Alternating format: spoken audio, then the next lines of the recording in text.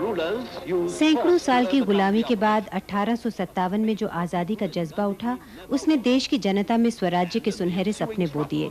अंग्रेजों के दमन और अत्याचार के बावजूद एक बार जो आजादी की जंग शुरू हुई, उसने थमने का नाम नहीं लिया। लाखों लोगों का बलिदान और त्याग भला खाली कैसे जाता। क्रांतिकारियों की कुर्बानियां रंग लाई, गुलामी की जंजीर टूटी और लाल किले पर तिरंगा झंडा मुल्क की आजादी का ऐलान करने लगा। देश की आजादी से जुड़े ऐसे ही तमाम दीवानों को अपने लेखन का विषय बनाया उज्जैन के श्री कृष्ण सरल ने। सरल जी ने सुभाष चंद्र बोस, भगत सिंह और चंद्रशेखर सरीखे शहीदों पर महाकाव्य भी लिखे। इन्होंने यही विषय क्यों चुना? एक तो मेरे पूर्वजों का वो जो योगदान था स्वाधीनता संग्राम में, वो मेरे दिमाग में था।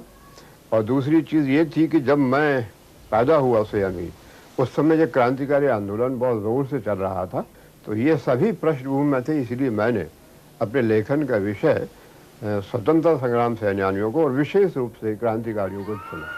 इनकी पैदाइश ही आज़ादी की लड़ाई के दौर में हुई। इनका पूरा परिवार इसमें शहीद भी हुआ। सरल जी बताते हैं कि बचपन में आज़ादी के दीवानों की कुर्बानियों को इन्होंने बहुत करीब से देखा, इसलिए आज़ादी किस कीमत पर मिली ये अच्छी तरह जानते हैं। लिखते तो ये बचपन से ही थे, पर पुरुषोत्तम दास टंडन के सुझाव पर इन्होंने स्वतंत्रता सेनानियों पर लिखने का मन बना लिया। उन्होंने कहा कि शहीदों का क्षेत्र जो है अधूरा है, किसी ने लिखा नहीं है, तुम इस पर लेखन प्रारंभ करो। तो उन्होंने आशीर्वाद दिया, बल्कि भगत सिंह महाकाव्य का विषय भी उन्होंने बतलाया था। अब तक सरल जी की 112 किताबें छप चुकी हैं। दुनिया में अब तक किसी ने 2 से ज्यादा महाकाव्य नहीं लिखे, मगर सरल जी अकेले 12 महाकाव्य लिख चुके हैं। इनका विषय प्लासी की लड़ाई से लेकर गोवा मुक्ति तक के क्रांतिकारी और शहीद हैं। इनके इस काम में सबसे ज्यादा दिक्कतें इनके परिवार ने उठाई, पर आज परिवार के लोग इन पर फख्र करते हैं। एक पिता का जो कर्तव्य होता है अपने परिवार को सुख सुविधाएं देने का, वो मैं अपने बच्चों को कुछ नहीं दे पाया हूँ और अपनी पत्नी को कुछ नहीं दे पाया हूँ, बल्कि मैंने स्वयं उनसे लिया है। मैंने कष्ट ही दिए है उनको, मैं इसको स्वीकार करता हूँ। हमारा कर्तव्य था, अच्छा ये बाहर भी घूमने गए, सभी कुछ है। परेशानी तो हमने बच्चों के साथ में बहुत कुछ किया। इतनी मेहनत की है इन्होंने, और उसके लिए अपन छोटा सा त्याग भी न, तो अपन फिर बेकार है अपनी उनकी संतान होना। देश की आज़ादी के लिए मर मिटने वाले शहीदों की दास्तान की हिफाजत का जो संकल्प सरल जी ने लिया था, उसे इन्होंने बखूबी निभाया भी है। मगर जानकारों का कहना है कि अब तक इनके साहित्य का ढंग से मूल्यांकन नहीं हो सका है।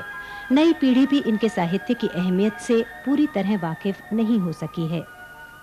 सरल जी का जो मूल्यांकन होना चाहिए और जो सम्मान उन्हें मिलना चाहिए, वो उन्हें नहीं मिला है। नई पीढ़ी टीवी जनरेशन है, दरअसल उन्हें जो वातावरण मिला है उसमें वो डिस्को और रॉक एंड रोल की ओर आकर्षित है। उन्हें क्रांतिकारियों या सरल जी जैसे क्रांतिकारी लेखकों से कोई सरोकार नहीं है। नवयुवकों के लिए बहुत कुछ लिखा है पिताजी ने। उसका सारांश यही है कि अपनी शक्ति का दुरुपयोग मत करो, सदुपयोग करो। शहीदों पर लिखी अपनी किताबें छपवाने के लिए इन्होंने घर का सामान तक बेचा और किसी मुनाफे के बगैर उसे स्कूल और कॉलेजों में जा जाकर बेचा।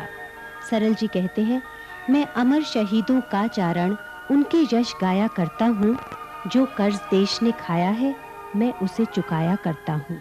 श्री कृष्ण सरल उस कर्ज को चुका रहे हैं जो हमारे स्वतंत्रता सेनानियों और शहीदों का इस देश है।